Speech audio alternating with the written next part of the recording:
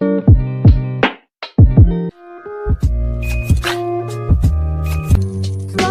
kisses passing by the river.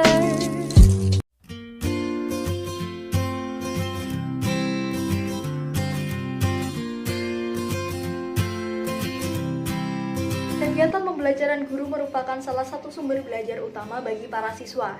Namun, saat media pembelajaran sangat membantu para guru untuk menyampaikan pembelajaran pada siswanya. Media pembelajaran adalah segala sesuatu yang dapat digunakan untuk menyampaikan pesan atau informasi dalam proses belajar mengajar sehingga dapat merangsang perhatian dan minat siswa untuk belajar. Dilihat dari pengadaannya, media dapat dibedakan menjadi dua, yaitu yang pertama ada media jadi. Apa itu media jadi? Media jadi adalah media yang sudah ada di sekolah dan yang tersedia di pasaran. Dalam hal ini, media jadi dirancang khusus oleh perusahaan tertentu sesuai dengan kurikulum yang berlaku dan biasanya dibuat secara massal. Media jadi biasanya disebut dengan media siap pakai. Media jadi memiliki kelebihan serta kekurangan.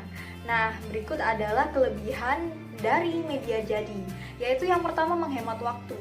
Guru tidak perlu repot-repot untuk merancang media pembelajaran karena setiap sekolah mungkin sudah memiliki media jadi yang siap digunakan. Yang kedua, hemat biaya. Nah, jika dibandingkan dengan membuat sendiri, harga media jadi lebih murah. Lalu yang ketiga ada hemat tenaga. Mengapa hemat tenaga? Karena guru tidak perlu mengeluarkan banyak tenaga untuk merancang media pembelajaran karena sudah tersedia media jadi. Dan yang terakhir, dijual secara bebas. Nah, selain ada kelebihan, tentu saja ada kekurangan dari media jadi ini. Nah, diantaranya adalah belum tentu sesuai dengan tujuan atau kebutuhan dalam proses pembelajaran. Yang kedua, budaya konsumtif atau menggantungkan membeli produk orang lain. Nah, selain itu juga menyebabkan kurang kreatif, tidak mau berinisiatif sendiri untuk membuat media pembelajaran sendiri karena sudah terbiasa menggunakan produk orang lain. Selanjutnya, saya akan membahas tentang media rancangan. Media rancangan merupakan media yang dirancang sendiri khusus oleh guru sesuai dengan tujuan kebutuhan pembelajaran tertentu. Dan biasanya tidak pasaran atau tidak dijual bebas. Media rancangan juga memiliki kelebihan. Kelebihan dari media ini yaitu yang pertama, sesuai dengan tujuan pembelajaran yang diinginkan karena dirancang dan dibuat khusus oleh para guru. Yang kedua yaitu menumbuhkan kreativitas.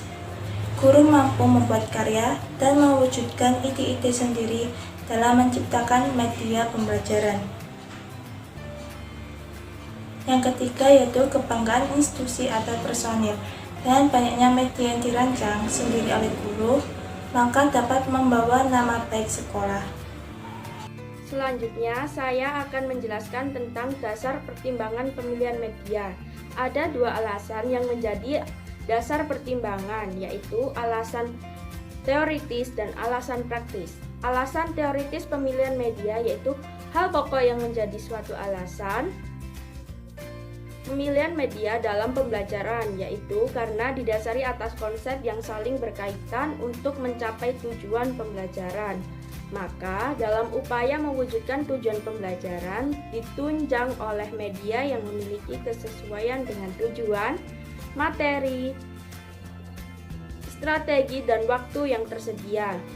Yang kedua yaitu alasan praktis, pemilihan media yang berkaitan dengan pertimbangan dan alasan si pengguna mengapa menggunakan media dalam pembelajaran. Arif Sadirman menjelaskan penyebab orang memilih media. Yang pertama yaitu demonstration. Media digunakan sebagai alat untuk mendemonstrasikan atau mengoperasikan sebuah konsep, alat, objek, kegunaan, dan cara mengoperasikan. Yang kedua, familiarity. Penggunaan media dengan alasan karena sudah terbiasa. Pengguna lebih menguasai media tersebut dan akan membutuhkan waktu lama untuk mempelajari media lain. Yang ketiga, clarity. Penggunaan media untuk memperjelas pembelajaran yang lebih konkret. Yang keempat yaitu active learning. yaitu media diperlukan dalam menarik minat belajar siswa agar terbentuk proses belajar yang aktif. Kriteria pemilihan media. Menurut Musfikon yang dikutip dalam Fauziah, dalam kriteria pemilihan media itu terdapat beberapa prinsip. Prinsip-prinsip tersebut diantaranya efisien, relevan, serta produktif. Media ini sangat penting dan sangat berperan baik untuk mencapai tujuan pembelajaran.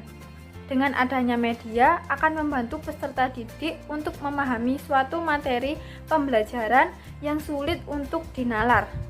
Agar guru tidak salah dalam memilih media, guru harus memperhatikan beberapa kriteria. Kriteria dalam pemilihan media diantaranya yang pertama tujuan. Dalam pemilihan media harus melihat apa tujuan pembelajaran atau kompetensi yang akan dicapai. Apakah tujuan itu masuk kawasan kognitif, afektif, psikomotor, atau kombinasi. Selanjutnya harus memperhatikan jenis rangsangan indera apa yang ditekankan dalam pembelajaran tersebut. Apakah pembelajaran tersebut menekankan penglihatan, pendengaran, atau kombinasi. Selanjutnya, jika visual, apakah perlu gerakan atau cukup visual diam saja? Nah, jawaban atas pertanyaan itu akan mengarahkan guru pada jenis media apa yang akan dipilih. Apakah dalam pembelajaran tersebut akan menggunakan media realita, audio, visual diam, visual gerak, audio visual gerak, dan seterusnya. Kriteria yang kedua yaitu kesesuaian. Ketika memilih media harus disesuaikan dengan materinya. Seperti seorang pendidik. Seorang pendidik menginginkan peserta didiknya untuk menyalakan komputer. Maka seorang pendidik harus mempersiapkan media yang menunjukkan langkah-langkah untuk menyalakan komputer. Kriteria yang ketiga yaitu tingkat kesulitan. Media yang disediakan oleh sekolah biasanya hanya berupa buku dan papan tulis. Sedangkan di dalam buku itu biasanya terdapat gambar yang tidak jelas, kalimat terlalu panjang. Nah, jadi akan susah untuk dipahami oleh peserta didik, terutama dalam pembelajaran TIK. Di buku TIK biasanya ada gambar dan dilingkari langkah-langkah untuk menyalakan komputer. Tetapi jika gambar dan tulisannya tidak jelas, akan sulit dipahami oleh peserta didik. Maka dari itu, guru harus memperjelasnya dengan medianya sendiri. Yang keempat, karakteristik media yang bersangkutan. Nah, bagaimana karakteristik media tersebut? Apakah kelebihan dan kelemahannya sudah sesuai dengan media yang akan dipakai guru dalam mencapai tujuan pembelajaran? Guru tidak akan dapat memilih media dengan baik jika guru tersebut tidak mengenal dengan baik karakteristik masing-masing media. Karena kegiatan memilih pada dasarnya adalah kegiatan membandingkan satu dengan lainnya, mana yang lebih baik dan lebih sesuai dibandingkan lainnya. Oleh karena itu, sebelum menentukan jenis media, kita harus memahami dengan baik bagaimana karakteristik dari media tersebut.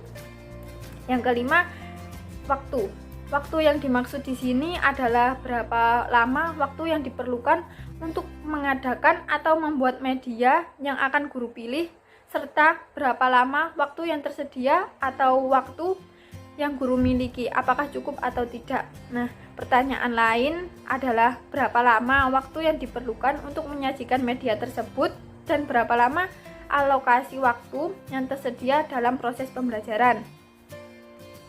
Tidak ada gunanya guru memilih media yang baik, tetapi guru tidak cukup waktu untuk mengadakannya. Jangan sampai pula terjadi media yang telah guru buat tadi dengan menyita banyak waktu, tetapi saat digunakan dalam pembelajaran ternyata guru kekurangan waktu. Selanjutnya yaitu biaya. Dalam pemilihan media, biaya ini menjadi permasalahan utama.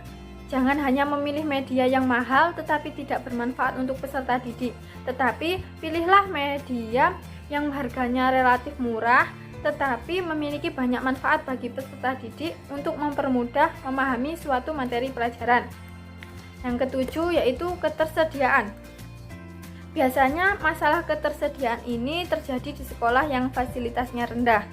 Ketika guru ingin menunjukkan cara menyalakan komputer, tetapi sekolahnya tidak memiliki komputer, maka guru harus memilih media lain, seperti menggambarkan langkah-langkah untuk menyalakan komputer di papan tulis.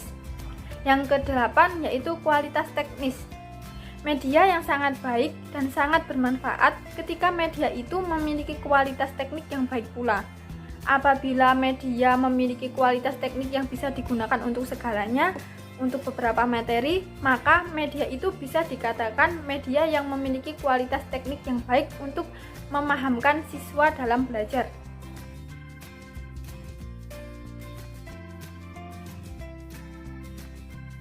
Mengenai model atau prosedur pemilihan media. Dalam pengembangan pembelajaran itu, terdapat banyak model yang sesuai dengan kepentingan dan maksud pengembangan pembelajaran. Oleh karena itu, dalam pemilihan media terdapat banyak ragam dan caranya sesuai dengan banyaknya model pengembangan pembelajaran yang ada. Kemudian, Arif S. Sadiman mengemukakan terdapat 3 model atau prosedur dalam pemilihan media. Yang pertama, itu ada model flowchart. Model flowchart ini merupakan salah satu model yang menggunakan sistem pengguguran atau eliminasi dalam pengambilan keputusan pemilihan. Terus yang kedua ada model matriks. Model matriks ini berupa penangguhan proses pengambilan keputusan pemilihan media sampai seluruh kriteria pemilihan diidentifikasi. Model matriks ini sesuai untuk digunakan dalam pemilihan media rancangan. Terus yang ketiga ada model checklist. Model checklist ini juga menangguhkan keputusan pemilihan sampai semua kriterianya dipertimbangkan. Sedangkan menurut Anderson mengemukakan terdapat 2 model dalam proses pemilihan media. Yang pertama yaitu ada pemilihan tertutup. Pemilihan tertutup ini terjadi apabila alternatif media telah ditentukan dari atas, misalnya oleh Dinas Pendidikan, sehingga mau tidak mau jenis media itulah yang harus dipakai atau diterapkan. Yang kedua ada pemilihan terbuka. Pemilihan terbuka merupakan kebalikan dari pemilihan tertutup. Kita masih bebas memilih jenis media apa saja yang sesuai dengan kebutuhan kita.